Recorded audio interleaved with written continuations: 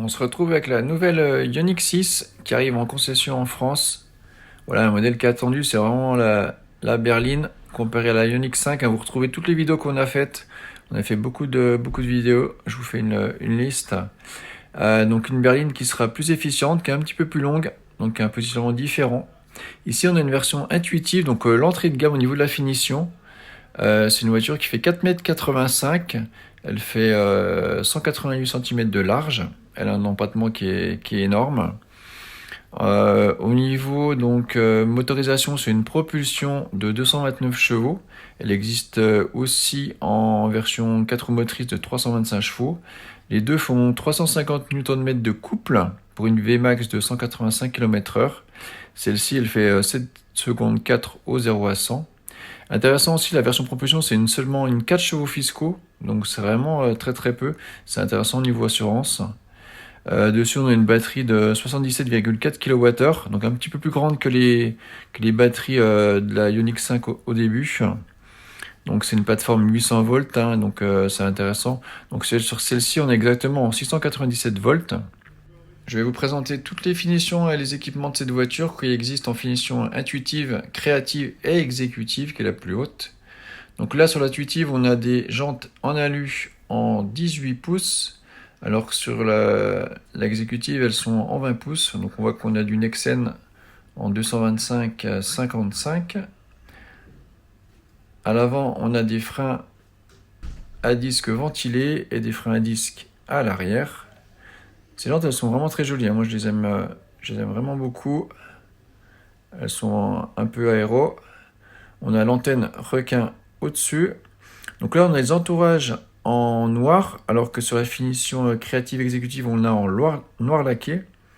Ça, c'est leur fameux spoiler arrière effet vert. Et puis on voit qu'on a les points rétractables, les poignées exactement comme les Tesla. Elles sont manuelles ici, alors qu'elles sont en électrique sur les deux autres versions. Au niveau du style et de l'équipement intérieur, alors sur cette version, on n'a pas les bandeaux à LED bicolore personnalisables. On a des contreportes par contre qui sont vraiment jolies. On n'a pas non plus les seuils de porte en alu. Et pareil au niveau des sièges, donc là c'est tissu. Sur les deux autres versions, on a des sièges qui sont en cuir. Après ça reste un bel intérieur, un bien fini. Là il est noir. Beaucoup de place à l'arrière avec une banquette rabattable. C'est vraiment les grands espaces. Voilà, je vous fais découvrir cet intérieur. Bien sûr, on a aussi tous les aides à la conduite. L'affichage tête haute, c'est pour la grosse finition. Donc là, on voit qu'on a les clapets qui sont actifs. On n'a pas pu les faire fonctionner. C'est vraiment comme précondition de la voiture. Les feux à LED qui sont de base. Par contre, les feux Matrix, c'est sur les deux autres versions. Les fameux bandeaux à LED à l'arrière, type pixel, qui sont apparus déjà sur la Ioniq 5. Et ce bandeau est fait vert. À l'arrière, on a des prises USB-C, mais on a aussi une prise 220. Comme la voiture fait V2L, on a en fait sur cette version pas le V2L extérieur, mais le V2L intérieur. Donc ça, c'est vraiment bien, c'est rare. Ensuite, on a la caméra arrière. Pour avoir la caméra 360, il faut la version exécutive. Voilà. On trouve le volant de chez Hyundai. Donc on a les sièges quand même qui sont chauffants à l'avant.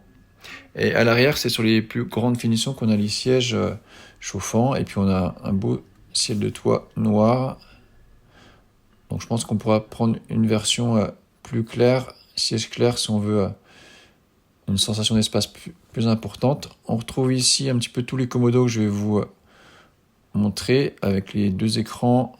Ici, là, c'est l'emplacement quand on a les rétro-caméras. Donc les touches sur le volant qui sont vraiment de bonne qualité. Les deux commodos aussi avec les embouts métalliques, moi je les aime vraiment bien là chez Hyundai. L'écran, voilà, avec les modes éco, normal, sport. On a vraiment toutes les informations.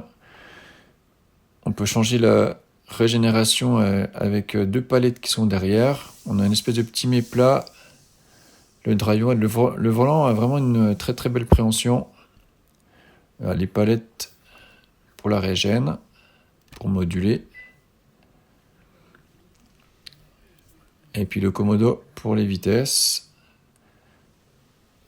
Donc on a des boutons physiques de raccourci, donc ça c'est vraiment bien. Et des boutons sensitifs pour la clim. On a l'USB classique qui sert pour Android Auto, Apple CarPlay, on le verra plus tard. Et puis bizarrement, les boutons de vitre, ils sont pas dans les portières, mais ils sont sur la colonne centrale. Voilà, et les aérateurs, tout en longueur. Les contreportes qui sont très jolies. On essaiera le son quand on fera l'essai dynamique. Voilà, je vous ai mis Apple CarPlay, qui est livré de série avec Android Auto. Donc je crois pas qu'il soit disponible en Bluetooth, je crois que c'est uniquement en filaire. Ça permet d'avoir vraiment ses applications préférées, donc ça c'est vraiment bien. Même si le GPS Hyundai est très correct.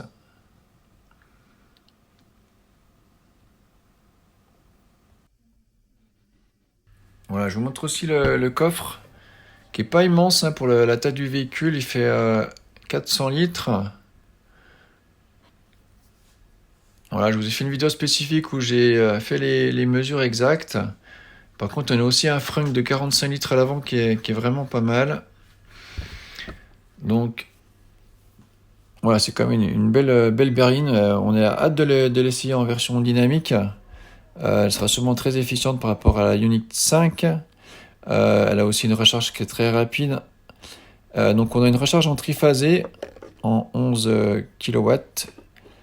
Et puis on peut monter jusqu'à 250 en DC. Donc on a une trappe électrique.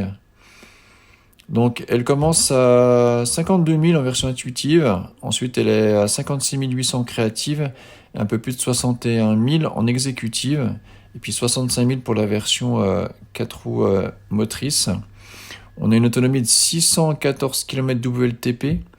Donc c'est vraiment gigantesque, ça nous fait du moins de 15 kWh au 100. Donc on va vérifier ça. Et puis 545 km avec les jantes optionnelles de 20 pouces. Donc c'est des voitures qui sont garanties 5 ans, kilométrage illimité avec une batterie garantie 8 ans.